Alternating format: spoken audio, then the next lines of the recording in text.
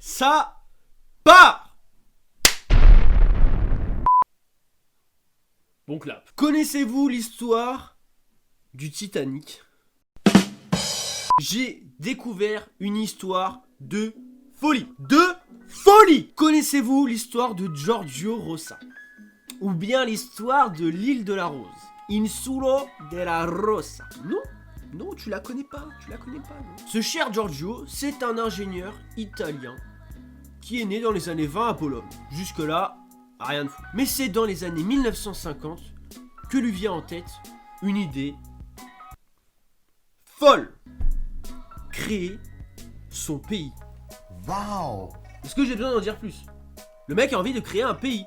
C'est bien déjà. Il va mettre un peu plus de 10 ans avant de se lancer concrètement dans le projet, c'est-à-dire dans la construction de son pays. Parce que en fait, son idée, c'est une île qu'il veut, une plateforme, comme tu veux. Il faut savoir que quand tu te lances dans des projets aussi fous, t'as forcément des galères. Giorgio, il a eu des problèmes d'argent, mais surtout des problèmes de transport. Parce que t'imagines que dans sa tête, Giorgio, il avait imaginé un truc de fou. Une plateforme avec des piliers dans l'eau pour tenir tout nickel. Mais comment tu fais pour emmener tout ça dans la flotte quand t'as pas forcément de sous et que le mieux c'est de pas se faire repérer non plus, tu vois, parce que les gens vont commencer à se poser des questions et lui il voulait faire ça un petit peu discretos pour l'instant, tu vois ce que je veux dire? Donc il a eu forcément des galères. En plus de ça, quand tu te lances dans un projet où le lieu c'est la mer, tu contrôles zéro, nada, rien du tout. C'est-à-dire que pouvait y avoir une tempête, pouvait pleuvoir, pouvait faire beau, tout ce que tu veux, mais dans tous les cas, il était dépendant du temps. Comme partout en fait, oui c'est vrai. Comme partout, oui. Bah ouais, en fait c'est pas si ouf ce qu'il fait. Bon, on va arrêter là en fait. Bref, je vais pas rentrer dans l'élaboration des plans et tout, parce que bah déjà on sait pas grand chose sur le truc. Et en plus c'est chiant. On va pas se mentir, c'est chiant. Est-ce que t'as envie de savoir qu'elle utilisait des boulons de 33 pour accrocher ses piliers au fond? On s'en bat les couilles. Faut savoir juste qu'il a mis à peu près 2 ans à créer sa plateforme. Voilà. Mais là tu vas te dire, c'est quoi en fait le but de créer une île sur la côte italienne? En fait il faut savoir qu'à l'époque t'avais une loi qui disait que à partir de la côte, jusqu'à 12 km plus loin, l'eau appartenait au pays.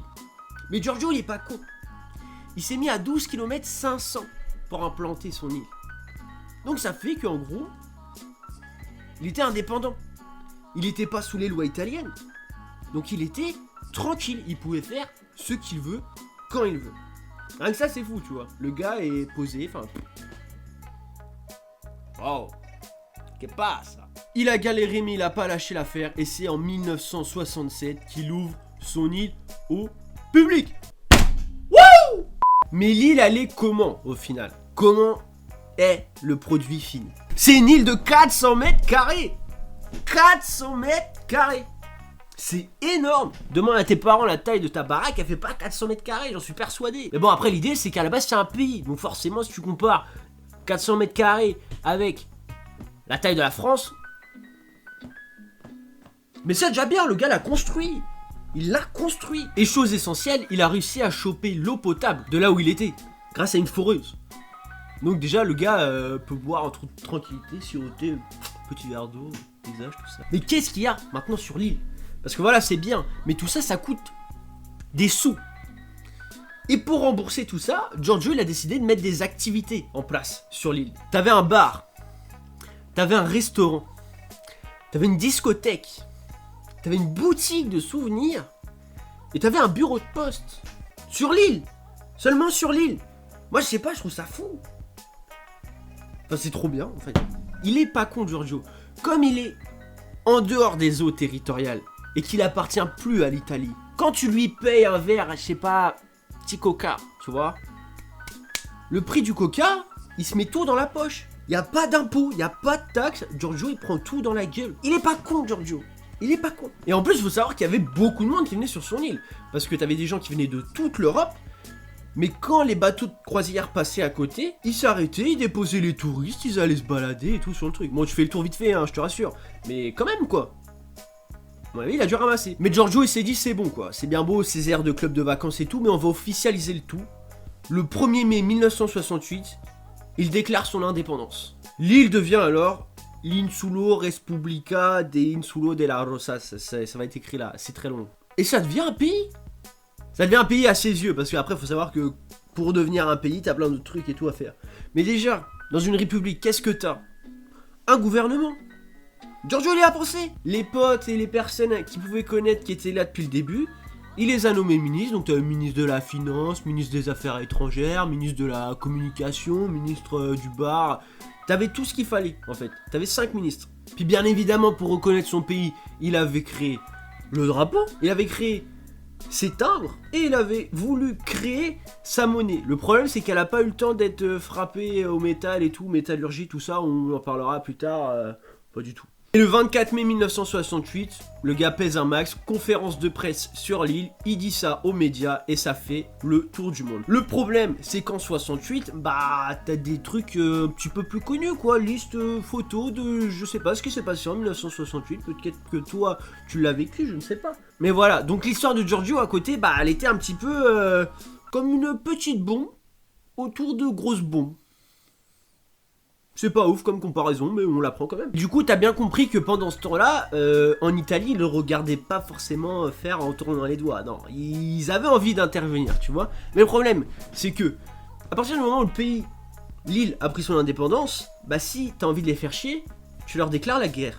Mais du coup, l'Italie déclare clairement la guerre à l'île de la Rose. Et le gouvernement italien, il commence à péter son câble, quoi. Les autorités italiennes, déjà, elles s'inquiétaient d'un possible commerce, en fait, de drogue, certainement, entre l'île et l'Italie, tu vois. Et ils peuvent pas intervenir, en fait, chez Giorgio, sur l'île de la Rose, parce que, bah, c'est pas leur pays, en fait. Et ils avaient surtout un doute sur les vraies motivations de Giorgio, et à la limite, c'est peut-être le seul doute qu'on pourrait avoir dans cette histoire, qui est de tout simplement échapper aux impôts. Parce que c'est vrai que, quand tu te fais du fric, et que, bah, tu ramasses tout, vu le nombre de personnes qui passaient sur son île, à mon avis, il a dû en ramasser un max. Après, certes, bon, ok, il avait des travaux à rembourser. Mais ça a dû être très vite remboursé, à mon avis. Et du coup, l'Italie décide d'entrer en œuvre un mois après la conférence de Giorgio à la presse et de poser un blocus naval tout autour de l'île. Plus personne ne vient, plus personne ne repart. En attendant que le gouvernement italien donne l'ordre d'intervenir et de virer tout le monde, en fait. Et ils ont commencé à virer tout le monde, à virer les objets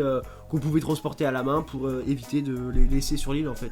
Voilà, j'ai pas d'explication forcément à ça, mais faut le prendre quand même. Et c'est un mois après le blocus que l'Italie prend possession de l'île. Et gagne en fait la guerre. Toi, qu'est-ce que tu veux qu'il fasse? Giorgio, il avait que des touristes qui venaient se bourrer la gueule sur son île, il avait pas d'armée, le pauvre, comparé à l'Italie qui, bah voilà, forcément, t'as compris quoi. T'imagines bien que Giorgio, il s'est pas laissé faire. Il a essayé de se battre, de rallier le peuple italien.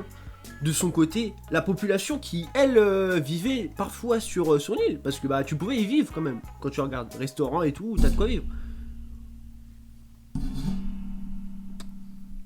Il a envoyé des télégrammes à la presse pour parler bah, par exemple de la violence des militaires quand ils sont intervenus autour de l'île ou quand ils sont intervenus sur l'île. Mais malheureusement, c'était compliqué, tu vois. Donc petit à petit, l'île, elle a été vidée.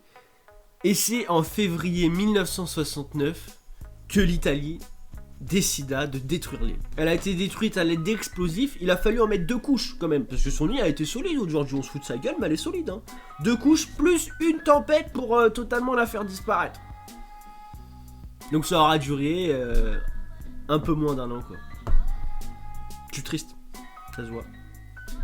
Et malheureusement, Giorgio, lui, est décédé il y a 3 ans, en 2017. Il y a des livres qui ont été écrits sur ce qui s'est passé. Et lui, il a participé à quelques interviews et tout, mais il était assez renfermé, il voulait pas trop en parler, Giorgio, parce que bah voilà, il avait vécu son rêve et basta, il voulait pas aller plus loin en fait. Et il se trouve que Netflix a sorti il y a à peu près 1 mois, un film retraçant l'histoire de manière un petit peu fictive et tout, petite comédie dramatique, voilà. Ça se regarde et bah c'est comme ça que j'ai découvert l'histoire en fait. Et quand j'ai vu que c'était tiré d'une histoire vraie, bah j'ai fait des recherches, j'ai dit mais waouh.